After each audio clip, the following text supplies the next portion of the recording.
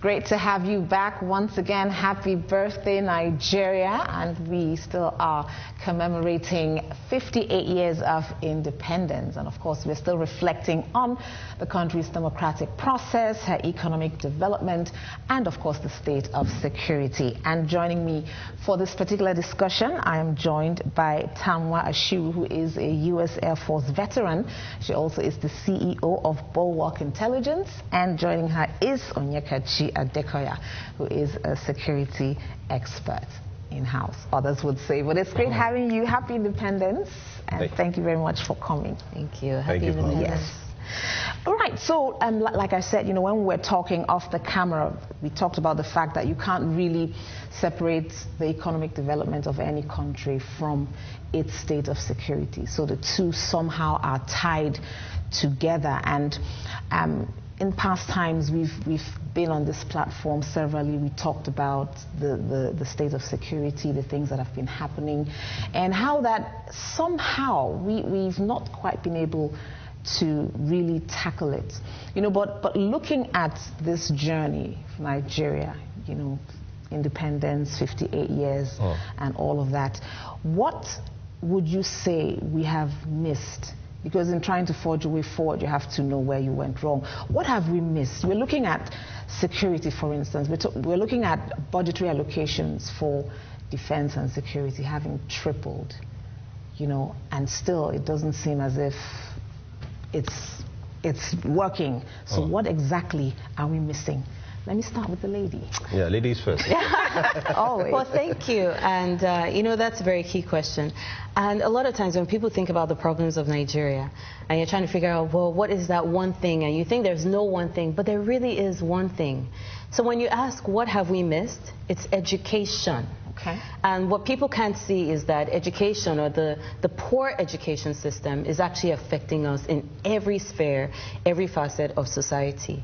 You know, when you give a child the ability to think critically, then you have a good stock, is what I like to call it. You know, you have a good crop of people. You can trust a security guard to know when to be assertive, to know what to say, to interact with people. You can trust a teacher to be able to teach the children properly, teach them proper English, make them competitive in other parts of the world, and actually give them a chance. When we look at insecurity today, we boil down to the fact that there are a lot of youth that have nothing to do, and they need to eat, and so they involve themselves in crime. But what happens if you actually give them an opportunity? You give this guy good engineering education, sound engineering. He lives in the Niger Delta. He can work with the oil companies there because he's highly educated. Sometimes the oil companies actually want to hire locals, but they can't. So not only do you have unemployed youth, you have people who are unemployable. Yes. And that is where the issue is. Recently, I was in Maiduguri, and you know, even though with the Boko Haram insurgency seems to be calming down a little bit, you have to really think that, does that mean that Nigeria is better off? The truth is, the structural issues still exist. Yes, they still persist, so we're in trouble. And the reason why I brought that up was, while I was out there, you know, I saw these children, just a lot of children on the streets, and just going around with bowls, not necessarily begging, they're actually just looking for food. So it was actually a school day, bright Monday morning, children should be in school, which some were, but you saw a huge, vast population of them who are just on the streets doing nothing. And you think to yourself, this is the future of Nigeria. If we can't tackle this now, we're still going to be in big trouble a couple of years ago. All right, just to remind you that you may call in and share your views, your perspectives, or just make contributions to this discussion. The phone lines are open for you. You know, Onyekachi, I'm thinking that could it equally be an issue of misplaced priorities? Because, of course, you know, still talking about insecurity, we have the herders, killer herdsmen, as they're referred to. On the one hand, we have the militancy. On the one hand, we still have robbery, kidnapping, and all of those things. Education, yes, but could it also be misplaced priority? Really, what is your view? Looking at that. Well, it's always you know, interesting when we talk about Nigeria and Nigeria's problem. The first question was, where did it go wrong? And you know, and Tanwa talked about education. I may be disturbed by the education angle to it, and yes, I agree, education is a big problem. But when we talk about the labors of our heroes past and that labor not being in vain, I dare say the level of education they got at the time, they got quite good education. You know, if you even listen to the speaker of Awolowo or Ezek, for instance, or Ahmadu Bello, you know, they had depth when they spoke. So yes, yes and no to education. Nigeria's problem is difficult. I would blame the over-militarization of the nation's security architecture on the problems that we had. Now, of course, we went through a civil war, and we went past the civil war. But, you know, in the course of going past the civil war and the problems of post-civil war era, we kind of unitarized the system of government, and every power went back to the center. Some argue that when you, of course we did operate a quasi-confederation where you had regional governments and they had strength. And so the unitary system of the military seemed to put power back to the center and broke certain things down just for sake of self-sustenance. Yes. And so we've gone from that phase of militarization to evasive corruption, and you have a system that seeks to perpetuate itself. And that ties into what Tanwa has been talking about. You talk about priorities. Yeah, so whose priority? When you talk about priority, the question is whose priority are we talking about? The priority of the people in government or the priority of the masses? So the priority of the people in government has been to self-sustain and keep themselves within power. Buhari has always been within the corridors of power. He was in senior military commands before he became head of state. He's been a minister at different times. Now he's back. He's now president. He wants to become second time president. So you have Atiku on the other hand, who is contesting. He's been there. He's done that. He's still trying to come back. You know, the issue of Nigerian politics and the effect on security and macroeconomics. It's a tough issue to look at. There are a lot of embedded issues within the polity and the nation. You know, so we can talk about this, talk about that, but I would think that we need to ask ourselves critical questions. Who are we as Nigerians? Where are we here, and where are we headed to? You know, because if you look at the indices, Nigeria is I think the third poorest capital of the world or something like that. Yeah. Numbers are looking bad. You talk about capital expenditure and budget allocation. Yes. You can't give what you don't have. Budget performance 2017 was about, 52%. Government had to borrow to fund consumption, not capital expenditure. Though I heard government arguing this morning that they allocated 1 trillion to capital expenditure. They paid salaries, they've done their fair share, but you see, issues. And I don't know. Maybe Tanwa has some answers. Yes. The issue of priority came up because one would think that if this amount, if billions of naira being pumped into security, one would think that, okay, maybe that is the priority. But then again, how well do we see, or how well are they faring? How well have they fared? Sorry, Zoe. All of these. I don't think numbers move Nigerians again. Yeah. We hear them a lot. But at least there's billions, some sort of result. Yeah, but we're expecting some result. If you're telling me by your actions that this is your priority by the amounts that you're putting into this, I should think that I should see some sort of result. But really, so I'm asking how well have we fared? What we're seeing, though, is a case where structural issues have not been tackled. So you have a problem and you say, okay, I'm going to just throw some more money at it. It's still not going to fix that. You have to actually know what it is that you're paying for. I remember when the news came out and they said the governors or whatever they sat together and approved this $1 billion for Northeast, and then there was an uproar within the public, and then they came and clarified that no, it means for security in general. And my issue was, look, anyone would tell you fighting a war is very expensive. I did a lot of intel in terms of in the industry, and we understand how expensive it can be. If you're doing reconnaissance, it's a long time consuming job, but it looks like nothing's going on, but you're gathering information. It costs a lot of money to do that. Just to sit there and just to keep watching something over and over again, and you're burning diesel, burning fuel. If you want to throw a bomb at someone, one bomb is costing millions and millions of dollars.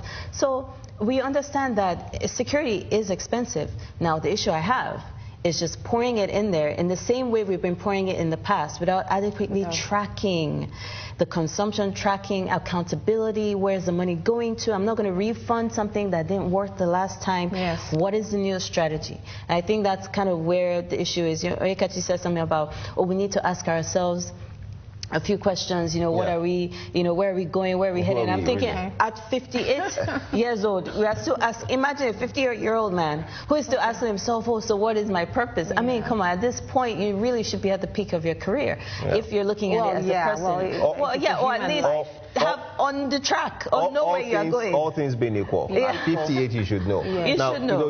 Tanwa raised something, so I know you just have it, but sorry to cut you. When you talk about war in the Northeast, who are we fighting? What are we fighting in the Northeast? Nigeria's army can overrun Ghana, Benin, Togo, Cameroon. We can fight two simultaneous wars comfortably with any two of our neighbors. What are we fighting is the question I'm asking. Well, we're fighting poor governance, unfortunately. When you look at insecurity and instability in not just Nigeria, but across other countries that cut across the Sahel, you find out that the main reason why it's thriving is because of poor governance. They're ungoverned spaces. It's so funny when you go somewhere, especially around election season, and you see a ballot box in a place that doesn't even have any government, there's no hospital, there's nothing, there's no societal presence or governmental presence, but a ballot box will find its way there. And it's so unfortunate. So you have a lot of these places. When we're flying in the air, we're flying past Maiduguri. I remember looking down at the vast expanse of land, just vast land. And there's just nothing, just land and land and land. And you're thinking, so a group of people who are just traveling across Africa come here and they just, here's land. We're just going to sit here, find a tree, and just develop a community there. And nobody even knows who they are. Nobody has tracked them. Recently, there was an incident that occurred in Zamfara. And I guess some bandits were killed because the vigilantes had killed some people in the forest. Nobody knew who they were. They called the police. Police came, confirmed, yes, 14 people have been killed. Okay, no problem. And that was it. No forensics, no bio data, nothing, trying to figure out who are they, where are they from, what's going on. So we still have a lot of these structural issues, these ungoverned spaces. Things like this is what is fostering instability and security and even the insurgency. So until we tackle that, we've been on some on different platforms where you talked about some of the challenges and limitations that some of the security outfits had. And I think that's something to consider. We're talking about the military, because you're saying, what are we fighting? If our army is big enough to overrun Ghana, then what seems to be the challenge? So in terms of capability, in terms of efficiency, what are the issues?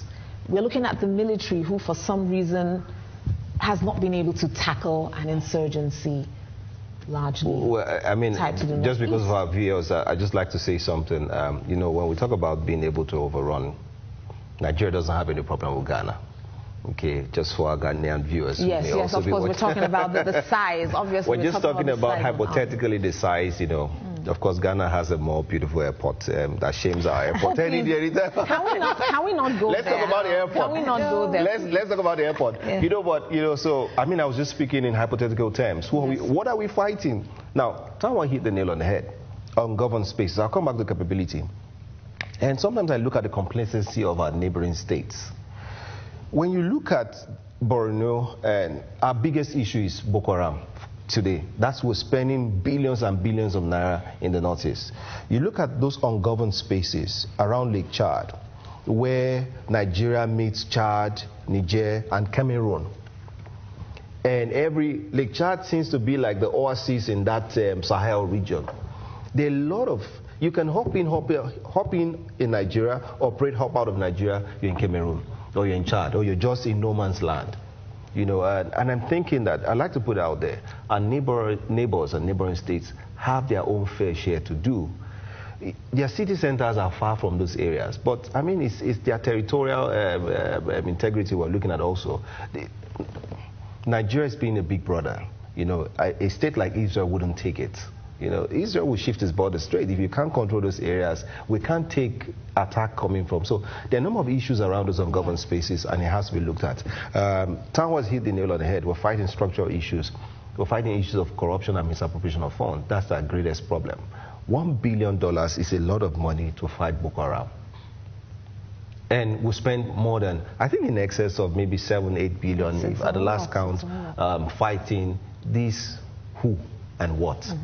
You know, in terms of capability, we've seen our Nigerian army go for UN peacekeeping and they come back with high grades and high reports. We have one of the best infantry soldiers in the world, not the best equipped.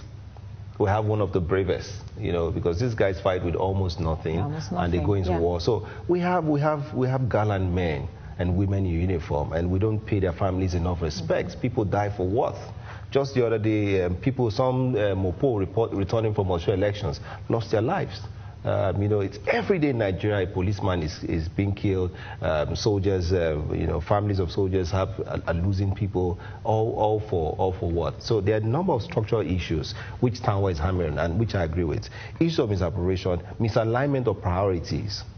Misalignment of priorities. There's a propaganda war going on. There are two. We're fighting an asymmetric war. We're fighting war on the front of winning the hearts and minds of the people. Okay. Because there were some reports that we did say that was suggesting that those in the IDP camps are a bit, they share some sentiments with of favorably disposed to Boko Haram. So there are some issues government is also fighting, you know, whether it's the hard side of the war, the soft side of the war, but there are plenty of issues. And maybe Tanwa is very right about education. If the people at the head of it are smart, you know. Okay, you know, let me quickly get to the herdsmen issue, you know, and we'll probably be rounding off on that. But okay, so we all watched on as things started happening, and for some reason, a lot of people thought that there was some sort of bias when it comes to tackling the issue of the killings that were going on, you know, by alleged herdsmen, and government seeming inactivity. Whereas in other issues, you know, you would see the whole might come on whoever. But for some reason, it was just like, oh, let's just hope this problem will go away. Several issues came up, grazing, not grazing. What do you make of that? What do you make of that as being one of the issues to be tackled? This seeming, okay, I think I should focus on this, but this one, let's just leave it, see how it develops, see how it unfolds. Okay. So, I mean, it's very tricky. If you don't mind, if I may ask, where are you from? What's your tribe?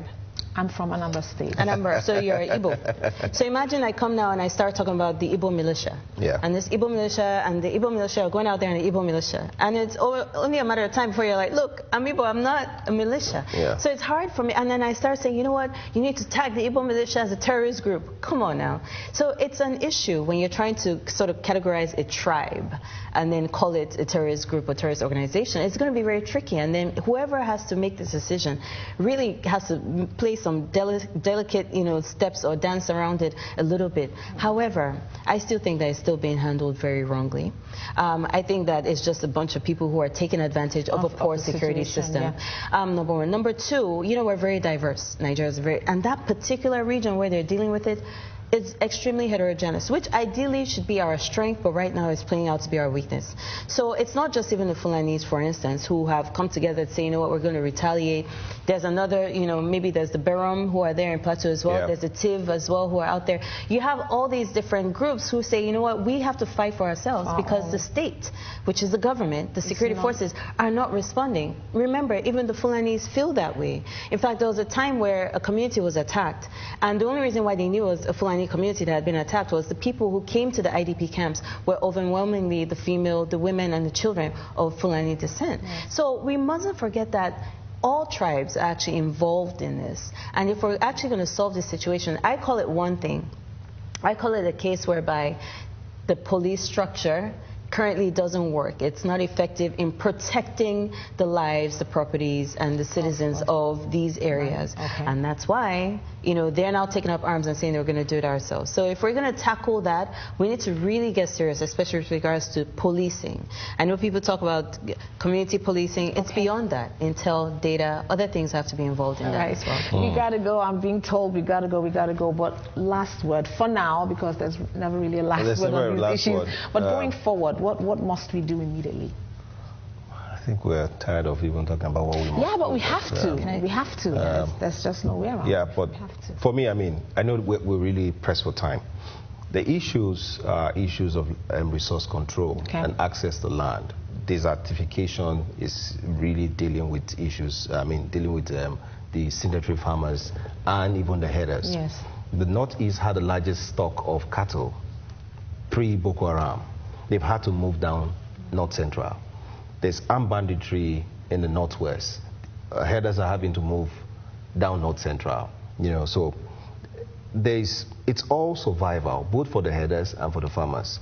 And yes, I agree with Tanwa that every community seems to be involved. Plateau is boiling now as we speak. Yes. There's a number of skirmishes that are being reported, and let's deal with every issue of criminality as criminality.